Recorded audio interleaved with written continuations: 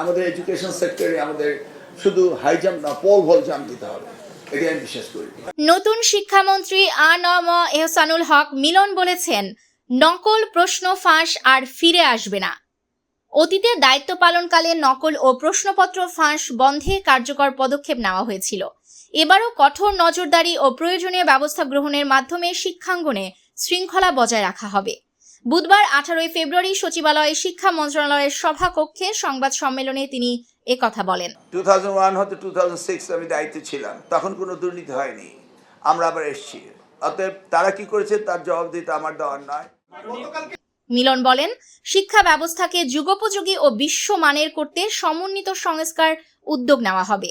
Curriculum পর্যালোচনা করা হবে, ডিজিটাল লিটারেসি ও ইংরেজি দক্ষতায় গুরুত্ব দেওয়া হবে এবং চতুর্থ শিল্প বিপ্লবের চাহিদা অনুযায়ী ন্যানো টেকনোলজি, কৃত্রিম বুদ্ধিমত্তা ও রোবোটিক্স শিক্ষায় অন্তর্ভুক্তির উদ্যোগ নেওয়া হবে।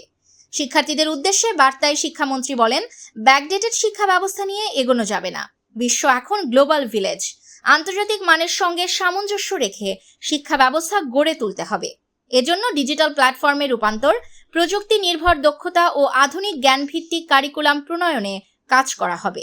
শিক্ষা মন্ত্রণালয়ে অনিয়ম ও দুর্নীতির অভিযোগ সম্পর্কে জানতে চাইলে মন্ত্রী বলেন, অতীতে কে কি করেছে তার জবাবদিহি আমরা দেব না, তবে আমার সময় দুর্নীতি হয়নি এবং এবারও হবে না।